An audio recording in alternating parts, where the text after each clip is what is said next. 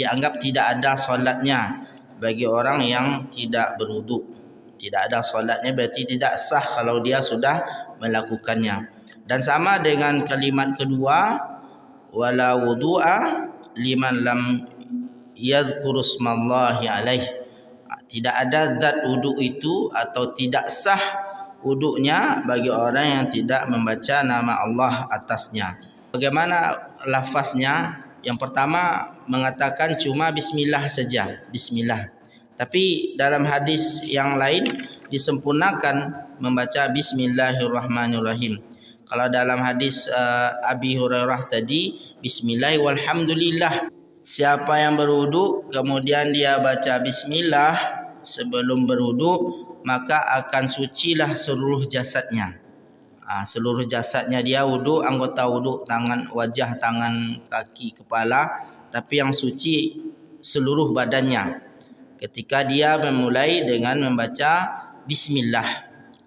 Kemudian waman tawaddaa wa lam yadhkur ismallahi alaih lam yatatahhar illa maudhi'al wudu.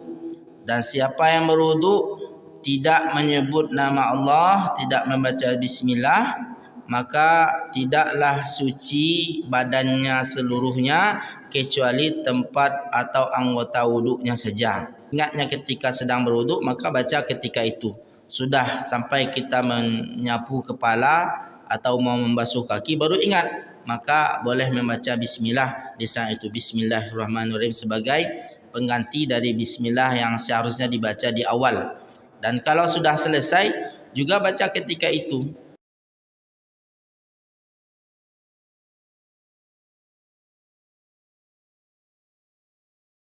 Kita mulai dulu dari tasmiyah ini. Ada beberapa hadis dari Nabi SAW tentang itu.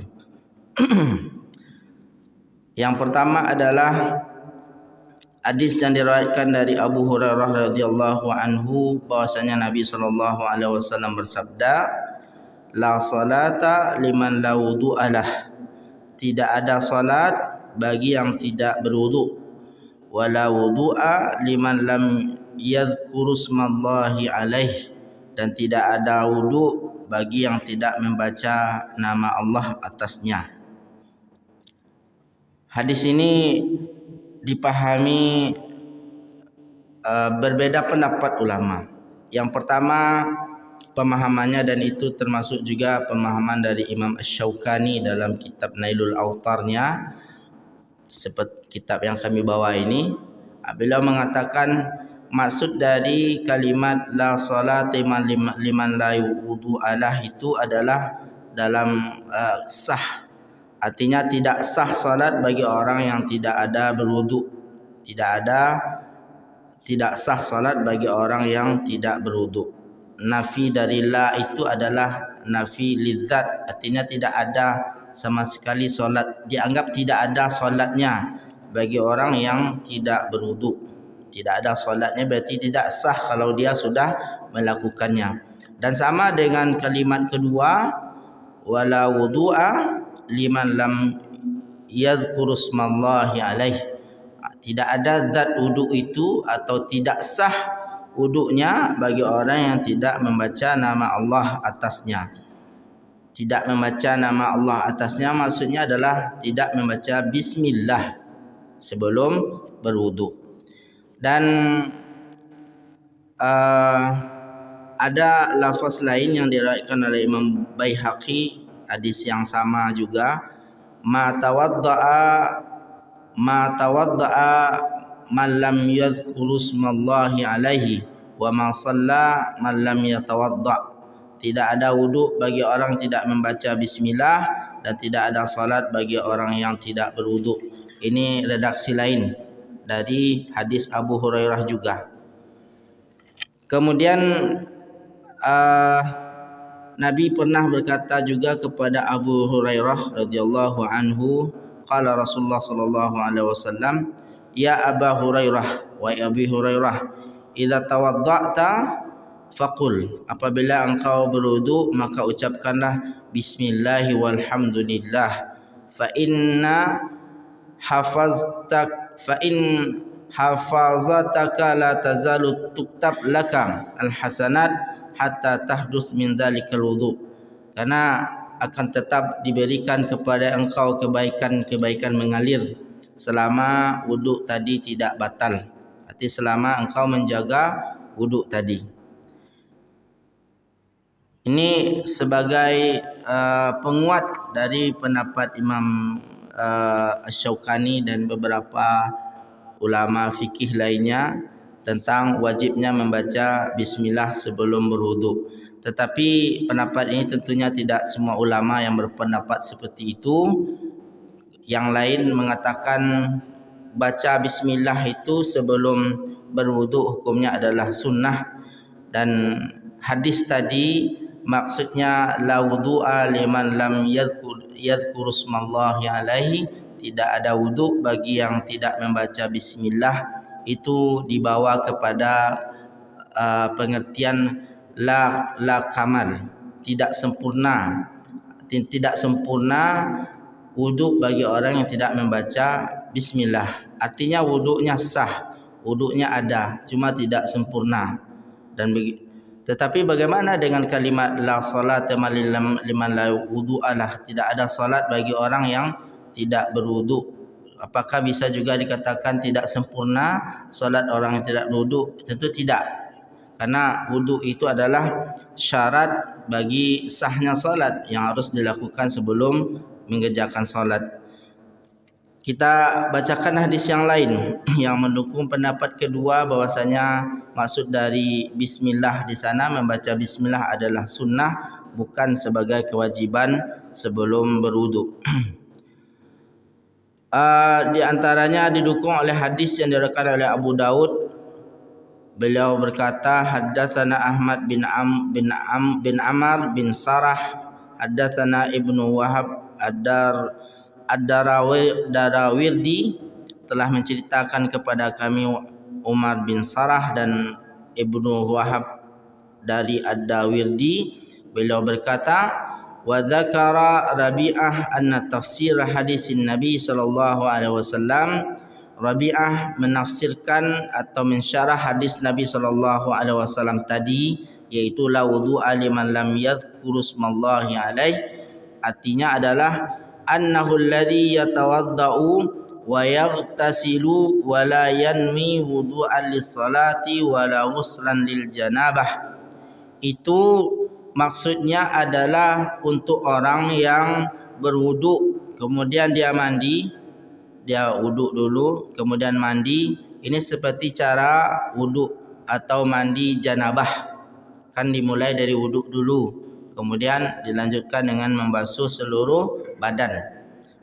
Orangnya seperti itu, dia berwuduk kemudian mandi, wala yanmi wudu'an lis-shalah, dan dia berwuduk di awal tadi tidak berniat untuk salat, wala ghuslan lil janabah, dan mandinya juga tidak berniat untuk mandi janabah. Dia sekedar wuduk kemudian mandi, tidak niatnya untuk salat dan tidak juga niatnya untuk janabah. Ini yang dimaksud dengan hadis tadi, kata ulama yang mendukung pendapat kedua, bahwasanya membaca bismillah itu tidak wajib sebelum berwuduk. Karena tidak semua wuduk yang disebutkan maksud dari hadis tadi. Tapi orang yang berwuduk dia tidak baca bismillah, kemudian wuduk, kemudian mandi, dan wuduknya bukan untuk salat serta mandinya bukan untuk mandi janabah, tapi yang dilakukannya seperti mandi janabah. Wuduk yang dilakukan tadi makanya tidak dianggap sebagai tidak sah gitu, tidak sah dipakai untuk salat. Kemudian yang kedua ada dalam Sunan Daruqutni hadis Abu Hurairah juga. Beliau berkata bahwasanya Nabi sallallahu alaihi wasallam bersabda, man tawaddaa wa dzakara ismallahi tathuru jasaduhu kulluh. Siapa yang berwuduk kemudian dia baca bismillah sebelum berwuduk, maka akan sucilah seluruh jasadnya. Seluruh jasadnya dia wuduk, anggota wuduk, tangan, wajah, tangan, kaki, kepala, tapi yang suci seluruh badannya ketika dia memulai dengan membaca bismillah. Kemudian waman tawadda'a wa lam yadhkur ismallahi alaih lam yatatahhar illa maudhi'al wudu. Dan siapa yang berwudu tidak menyebut nama Allah, tidak membaca bismillah, maka tidaklah suci badannya seluruhnya kecuali tempat atau anggota wudunya saja. Ini bedanya dalam hadis kedua ini. Kalau dimulai dengan membaca bismillah, maka akan suci seluruh badannya karena wudu yang dilakukan. Tetapi kalau tidak membaca bismillah, maka yang suci itu hanyalah anggota wudu yang dibasuh ketika berwudu. Ini berarti ada pilihan, boleh membaca bismillah dan fadilahnya sempurna, atau tidak membaca bismillah dan fadilahnya ada juga, cuma tidak mensucikan seluruh badan tetapi hanya anggota wudu saja. Kalau ada pilihan dua seperti ini, berarti membaca bismillah itu tidak wajib. Ini kita ingin membandingkan antara wajib membaca bismillah atau tidak wajibnya membaca bismillah. Kemudian juga yang mengatakan tidak wajib juga hadis dari Ibnu Umar radhiyallahu anhuma, beliau berkata, telah bersabda Nabi sallallahu alaihi wasallam, man tawadda'a fa dzakara ismallahi ala wudu'ihi kana tahuran li jasadihi. Maknanya hampir sama dengan hadis sebelum tadi, yang tadi, yaitu siapa yang berwudu dan dia membaca nama Allah, artinya membaca bismillah, maka wudunya akan mensucikan seluruh jasadnya. Wa man tawadda'a, dan siapa yang berwudu walam yadhkur ismallahi ala wudu'ihi kana tahuran li a'dha'ihi, maka siapa yang berwudu dan tidak membaca bismillah, maka wudunya hanya mensucikan anggota wudunya saja. Yang tadi Abu Hurairah mengucapkannya sabda Nabi sallallahu alaihi wasallam tersebut, yang kedua ini diriwayatkan oleh sahabat Ibnu Umar radhiyallahu anhuma. Kemudian ditambah lagi riwayat dari Ibnu Abi Syaibah dari Amarah dari Abu Bakar berkata, idza tawadda'al 'abdu fa dzakara ismallahi fi wudu'ihi tahura jasaduhu kulluh. Jika seorang hamba berwudu kemudian dia memulai dengan membaca bismillah pada wudunya atau sebelum berwudu, maka akan sucilah seluruh jasadnya. Wa idza tawadda'a wa lam yadhkur ismallah lam yathur illa ma asabahul ma. Dan siapa yang berwudu tidak membaca nama Allah, tidak membaca bismillah, maka tidaklah suci kecuali yang disentuh oleh air saja. Wa haddatsana Waqi' an Rabi' an Hasan qala yusamma idza tawadda fa in lam yaf'al ajza'uhu. Diriwayatkan dari Hasan, dari Rabi' dari Hasan, beliau berkata membaca bismillah idza tawadda, bacalah bismillah sebelum berwudu. Fa in lam yaf'al, kalau tidak membaca bismillah ajzahu, kalau tidak membaca bismillah sah juga wudunya, boleh juga wudu dan diterima juga wudunya, ajzahu. Ini kita telah membaca dua pendapat tentang membaca bismillah atau tidak. Kalau kita banding-bandingkan, ternyata pening juga kita karena kedua dalilnya kuat. Maka kalau kita di posisi para ulama lah, ternyata tidak mudah juga menyampaikan hukum boleh, oh tidak, oh wajib, oh sunnah. Tidak segampang itu mengucapkan hasilnya atau hukumnya, karena dalil yang dipakai kuat tentang wajib membaca bismillah, dan tadi juga hadis-hadis yang mengatakan tidak wajib membaca bismillah. Dan maka pendapat dalam fikih itu akan tetap berbeza-berbeza selalu sampai zaman kita sekarang ini, apalagi sampai zaman nanti. Maka di fikih itu selalu identik dengan perbedaan. Jika kita memahami proses keluarnya hukum itu atau kenapa terjadi perbedaan, maka akan membuat kita lapang ketika dalam beribadah atau melihat perbedaan yang dilakukan oleh orang selain kita dalam masalah fikih ini.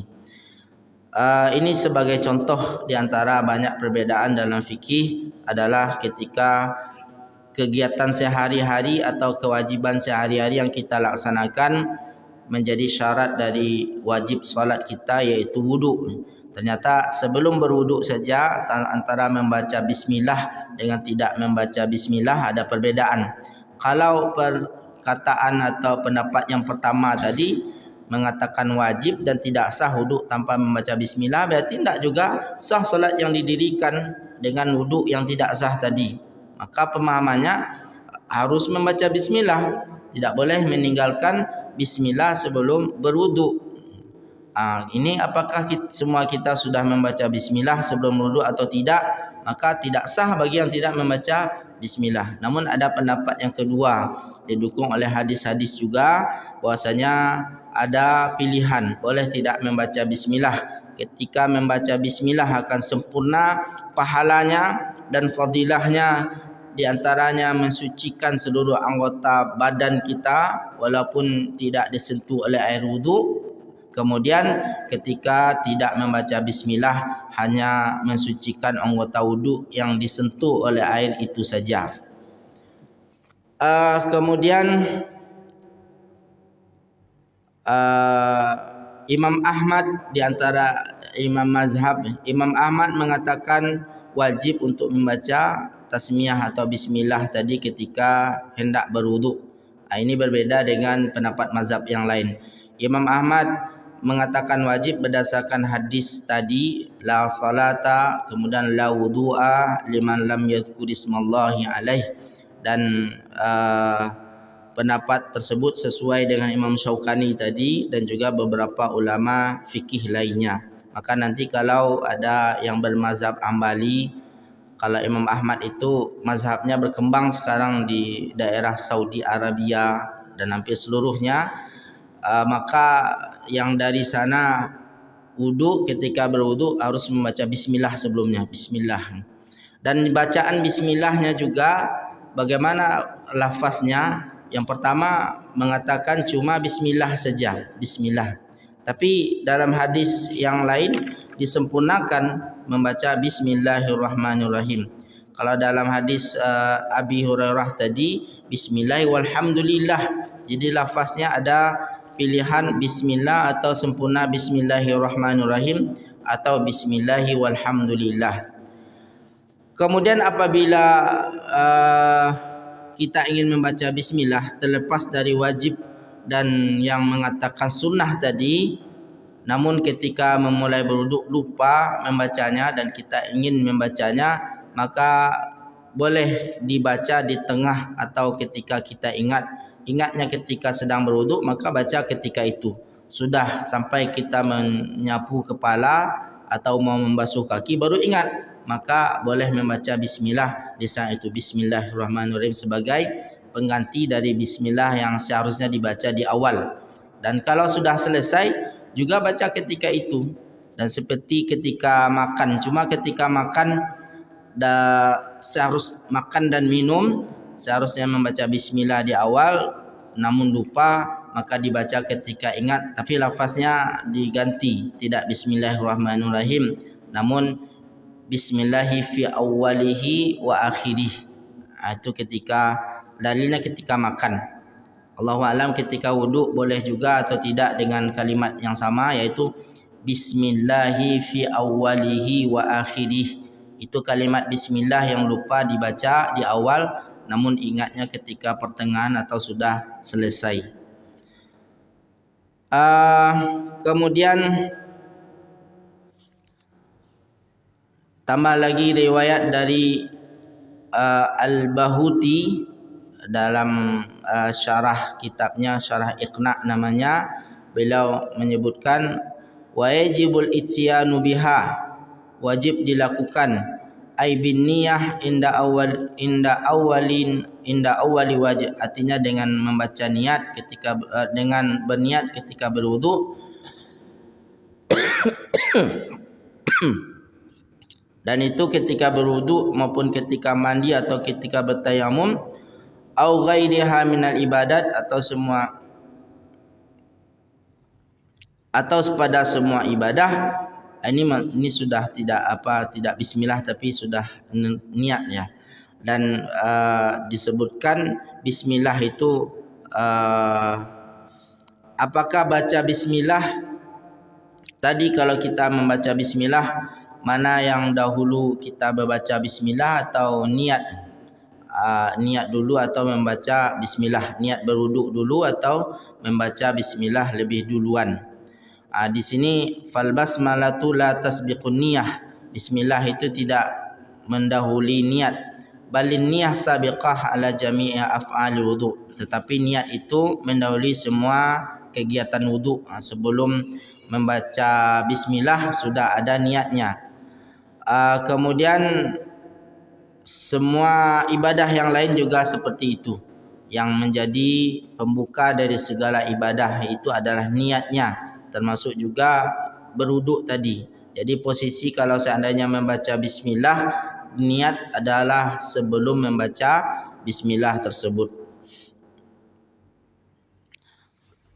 Namun pendapat yang kedua lagi yang mengatakan tidak wajib, bahwasanya membaca bismillah itu tidak memudaratkan ketika ditinggalkan, sawaun akana tarkas sahwan am kana amdan, sama saja ketika meninggalkan baca bismillah tadi secara karena lupa atau disengaja meninggalkannya. Walakin yastahibbul ityanu biha inda bidayatil wudu, akan tetapi sunnah saja hukumnya untuk dibaca sebelum memulai berwudu. Wa inna nasiyaha, ini tadi, dan ketika lupa membaca bismillah di awal wudu, wa dzakaraha fi atna'ihi, kemudian baru teringat di tengah-tengah berwudu tadi atau sudah berwudu, ataha biha hatta la yakhlul wudu'a min dzikrillah taala. Boleh dibaca ketika ingat itu langsung, sehingga wudu itu tidak sepi atau tidak kosong dari membaca nama Allah, walaupun dibaca pertengahan atau terakhir. Wa inna sa'a wa lam yadhkuruha illa ba'da tamamil wudu, dan ketika dia lupa tidak ingat kecuali sudah selesai sempurna wudunya, fal wudu'u sahih, dan wudunya tetap sah, boleh. Ini adalah mazhab jumhur ulama dan para ulama-ulama yang lainnya. Jadi Imam Ahmad mengatakan wajib, selain daripada Imam Ahmad mengatakan sunnah hukumnya membaca bismillah sebelum berwudu. Tapi Bapak Ibu rahimakumullah, jika kita ingin sempurna wudu kita dan juga pahala dan fadilahnya, apa salahnya kita mulai dengan membaca bismillah. Cuma keyakinan wajib dan tidak wajibnya terserah kita memahami hadis tadi. Kita ikut Imam Ahmad dan ulama-ulama yang mengatakan wajib, maka dikatakan wajib. Kalau seandainya kita ikut Imam Syafi'i, Imam Maliki dan yang lainnya mengatakan tidak wajib, maka hukumnya adalah sunnah. Namun ketika suatu yang ringan itu bisa kita rutinkan, kita lakukan, membaca bismillah, dapatlah kita pahala yang sempurna, yaitu membaca bismillahirrahmanirrahim atau bismillah atau bismillahi walhamdulillah ketika memulai wudu. Kapan mulai wudu itu? Yang wajib wudu memang dimulai dari wajah, tapi kegiatan wudu itu dimulai ketika kita, kalau seandainya wudu dengan air, ketika ingin menyentuh air tersebut. Apa yang dilakukan ketika ingin menyentuh air? Yang pertama sekali kan adalah mencuci tangan, telapak tangan 3 kali. Sebelum mencuci telapak tangan itu bacaan bismillahnya. Kalau seandainya kita sudah di keran kan, mencuci telapak tangan, kemudian berkumur-kumur, kemudian tamatmat namanya, berkumur-kumur, kemudian setelah itu memasukkan air ke hidung, istinsyaq, kemudian mengeluarkannya istinthar. Itu sudah bagian dari wuduk. Cuma dibagi oleh ulama yang tadi itu sejak mencuci tangan, kemudian kumur-kumur, istinsyak dan istinthar itu sunnah. Kenapa sunnah hukumnya? Karena ayat tentang wuduk itu memulainya dari wajah. A'udzubillahi minasyaitonirrajim. Bismillahirrahmanirrahim. Ya ayyuhalladzina amanu idza qumtum ilas salati, wahai orang-orang yang beriman, apabila kalian hendak melakukan salat, faghsilu wujuhakum, maka cucilah wajah kalian, wajah dulu. Faghsilu wujuhakum wa aydiyakum ilal marafiq, dan kedua tangan kalian sampai kepada siku. Wa aydiyakum ilal marafiqi wamsahu bi ru'usikum wa arjulakum ilal ka'bain, dan sapulah kepala kalian, kemudian cuci kaki kalian sampai kepada dua mata kaki. Wa in kuntum junuban fattahharu, apabila kalian junub maka bersucilah terlebih dahulu. Wa in kuntum marda aw ala safarin aw jaa ahadun minkum minal ghaiti aw lamastumun nisa falam tajidu ma'an fatayammamu sa'idan thayyiba. Apabila kalian sakit tidak bisa menyentuh air, atau kalian berhadas tetapi tidak mendapatkan air, maka bertayamumlah dengan memakai tanah yang suci, tanah yang baik, sampai akhir ayat itu, akhir dari ayatnya. Di ayat itu memulai dengan mencuci wajah, tapi Nabi SAW dan juga sahabat yang meniru Nabi SAW berwudu, mereka mulai berwuduknya dari mencuci tangan, berkumur-kumur, mencuci atau memasukkan air ke hidung dan mengeluarkannya. Itu adalah wuduk juga, tapi karena di ayat memulai dari wajah, berarti yang tadi itu cuci tangan, kumur-kumur dan memasukkan air ke hidung, istinsyak serta mengeluarkannya istinthar, ini tidak wajib. Ini adalah sunnah daripada wudu, dilakukan baik dan tidak dilakukan, wudunya juga tetap sah dan boleh dipakai untuk salat. Cuma ulama ketika sebagian dari kitab-kitab fikih itu menjelaskan tentang wudu itu yang tidak membagi antara wajib dan sunnah, bab wudu, maka dimulailah bab wudu dari yang kita sebutkan tadi, yaitu membaca bismillah. Itu mulai, tidak dibedakan atau tidak dikelompokkan wudu, wajib wudu, sunat wudu, tidak seperti itu. Tapi dalam umumnya kita fikih dibagi, wudu pertama wajib wudu dimulai dari wajah, tangan dan selanjutnya. Kalau hanya kegiatan wudu semuanya, maka bab wudu dimulai dari bismillah. Kemudian setelah itu mencuci kedua tangan, kemudian setelah itu berkumur-kumur, kemudian setelah itu memasukkan air ke hidung, istinsyak, kemudian mengeluarkannya istinthar, kemudian mulailah setelah itu mencuci wajah sampai kepada kaki. Jadi ini adalah bagian dari wudu seluruhnya. Itu tentang membaca bismillah.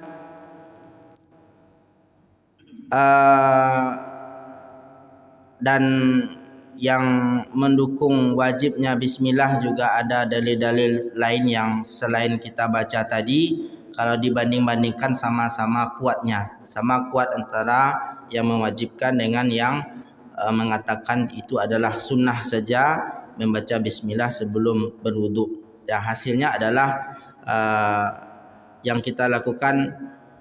Maka di sana kadang kita harus mengikuti mazhab untuk mencari perlindungan, tidak pusing kita dengan pembahasan hadis-hadis tersebut. Bagaimana mazhab kita, wajib atau tidak? Oh, mazhab Syafi'i tidak wajib. Sudah selesai aja seperti itu tanpa kita mengkaji kepada dalilnya.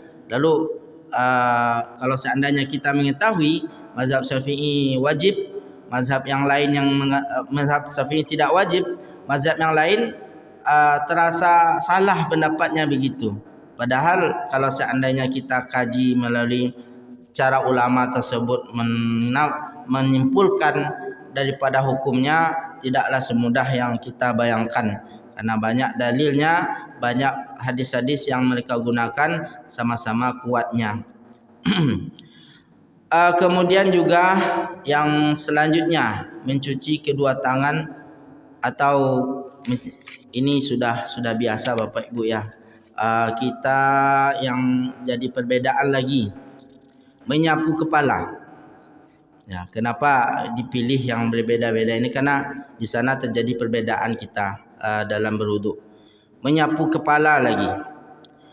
Apakah ini kalau di mazhab Syafi'i kita sudah melakukannya dan Bapak Ibu sudah faham bagaimana menyapu kepala ketika berwuduk? Akan ada yang ke belakang. Kalau Syafi'i itu kan cukup dengan membasuh rambut, 3 helai rambut juga bisa. Kalau pakai peci seperti ini dan sama dengan anggota tubuh lain 3 kali, maka diambil air tu 2, 3 gitu sudah selesai.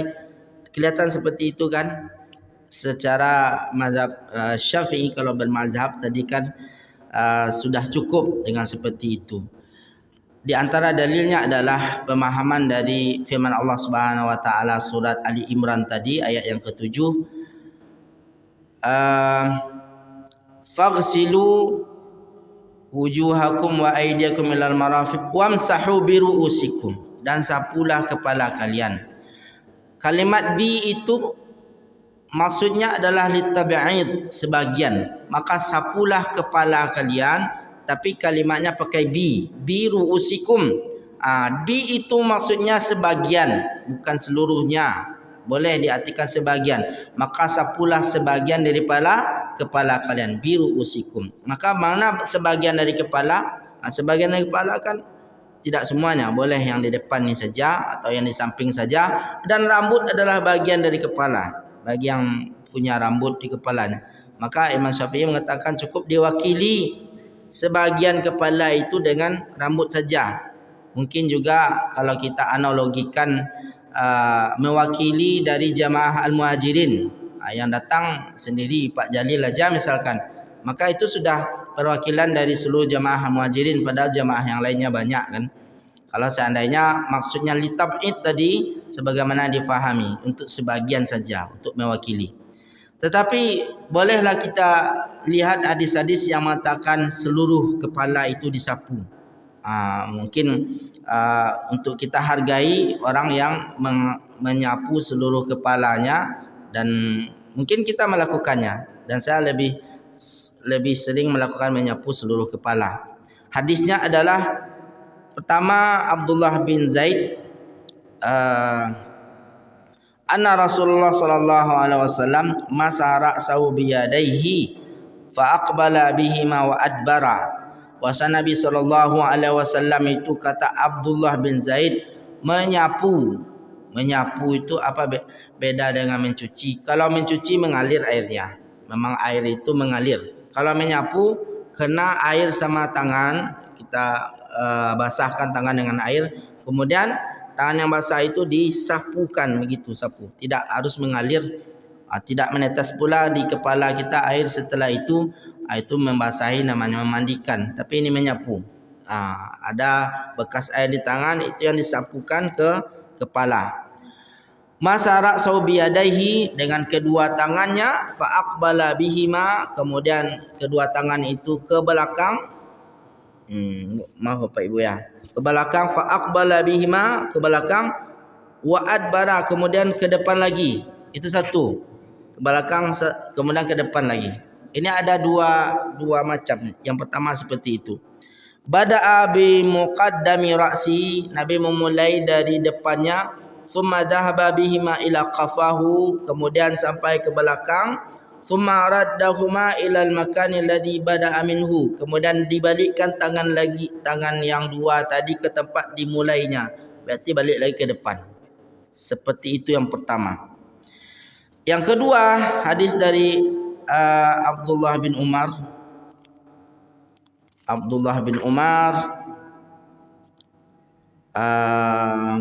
Mana hadis Abdullah bin Umar? Kalau dari Abdullah bin Umar menceritakan wuduk Nabi sallallahu alaihi wasallam, Nabi sallallahu alaihi wasallam memulai dari depan, kemudian sampai ke belakang, ketika sudah sampai ke belakang, Nabi memasukkan kedua telunjuknya ke dalam lubang telinga. Kedua telunjuk masukkan ke lubang telinga. Kemudian kedua ibu jari dia menyentuh awal ujung telinga bagian bawah. Jadi seperti ini ke belakang, masuk ujung jari ke lubang telinga dan ibu jari ke daun telinga bagian bawah. Kemudian menggeraknya ke depan, menggosokkan yang dalam ke lubang telinga. Kemudian ibu jari bergerak ke depan menggosok di luar bagian telinga.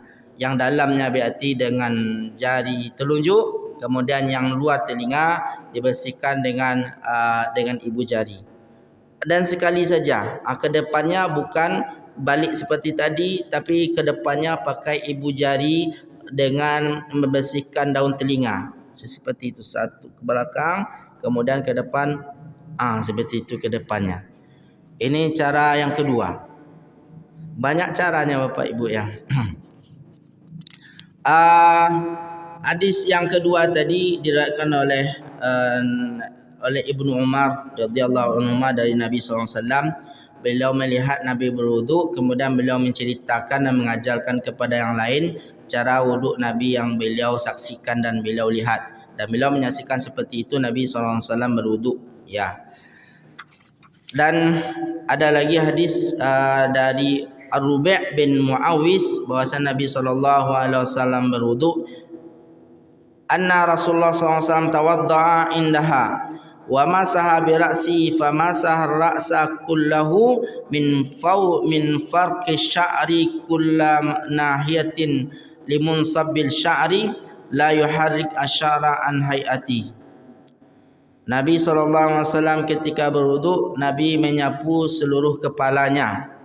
Famasahar ra'sa kullahu, Nabi menyapu seluruh kepalanya. Nabi menyapu seluruh kepala. Berarti seperti tadi. Ini juga yang disaksikan oleh sahabat yang lain.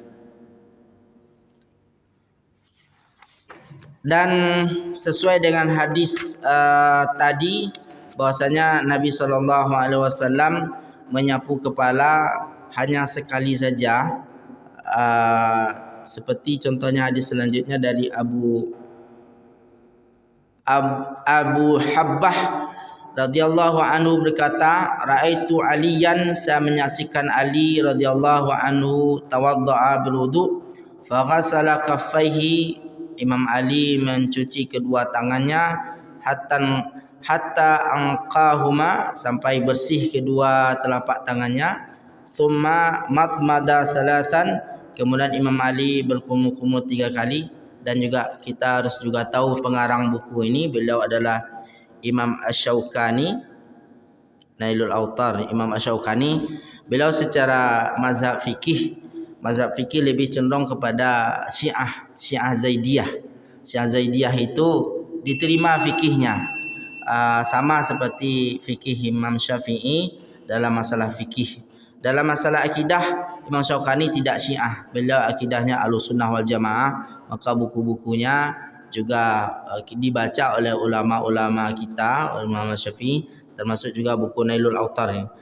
Nailul Autar ini diterima di kampus-kampus, diajarkan di pesantren, kita juga baca bukunya ini. Maka sering beliau menyebutkan riwayat-riwayat dari Imam Ali, karena Syiah memang yang garis lurusnya, walaupun Syiah yang berakidah Sunni juga tetap menyebutkan riwayat-riwayat dari Imam Ali radhiyallahu anhu. Tapi tak ada salah, Imam Ali kan juga imam besar yang Nabi menyuruh kita mengikutinya sebagaimana kita ikuti Abu Bakar, Umar bin Khattab dan Utsman bin Affan radhiyallahu anhum jami'an. Beliau melihat Imam Ali berwudu, kemudian Imam Ali membersihkan kedua tangannya sampai bersih. Tsumma madmada thalathan, dan berkumur-kumur sebanyak 3 kali. Wastansaqa thalathan, masukkan air ke hidung 3 kali. Masukkan keluarkan, tidak masuk terus 3 kali. Masukkan thalathan, istansyaq, kemudian istanthar, mengeluarkan juga. Wa ghasala wajhahu thalathan, kemudian setelah itu mencuci wajahnya 3 kali. wa dira'aihi thalathan, sampai kepada sikunya, wa masa bi ra'sihi marratan, kemudian menyapu kepalanya sekali saja. Tsumma ghassala qadamaihi ilal ka'bain, kemudian setelah selesai dari menyapu kepala, mencuci kedua kakinya sampai ke mata kaki. Tsumma qala, kemudian Imam Ali berkata, ahbabtu an uriyakum kaifa kana tahuru Rasulillah sallallahu alaihi wasallam. Saya tadi berwuduk karena ingin memperlihatkan kepada kalian bagaimana Nabi sallallahu alaihi wasallam dalam wuduknya, atau bagaimana Nabi berwuduk. Dilihatnya dalam menyapu kepalanya sekali. Mana telinganya di sana? Telinganya tadi menyapu kepala ke belakang, kemudian masukkan jari telunjuk, kemudian menggerakkan ibu jari ke depan. Kepala, telinga terbawah. Karena dalam ayat tadi kan tidak ada telinga disebutkan, maka itulah telinga. Bercara mencuci telinga itu bersamaan dengan kepala. Kalau ayatnya, ya alladzina amanu, wahai orang-orang beriman, idza kuntum ila salati, apabila kalian hendak melakukan salat, faghsalu biwujuhikum, maka cucilah wajah kalian. Wajah kan, faghsilu wujuhakum wa aydiyakum ilal marafiq, dan kedua tangan kalian sampai ke siku. Wa aydiyakum ilal marafiq wamsahu biruusikum, dan sapulah kepala kalian. Wamsahu biruusikum, sapulah kepala kalian. Wa arjulakum ilal ka'bain, dan cucilah kaki kalian sampai kedua mata kaki. Tidak ada telinga di sana, tapi telinga dibasuh juga ketika berwuduk, dibasuh juga. Mana telinga? Bagian dari kepala tadi. Maka kalau bagi cara seperti ini, telinga bersamaan dengan kepala ketika membasuhnya. Kalau mazhab Syafi'i kan kepala 3, telinga kanan 3, kiri 3. Tentu butuh dalil juga. Silakan mana dalilnya? Telinga kanan 3, telinga kiri 3. Tentu di dalam kitab fikih Syafi'i ada, insya-Allah.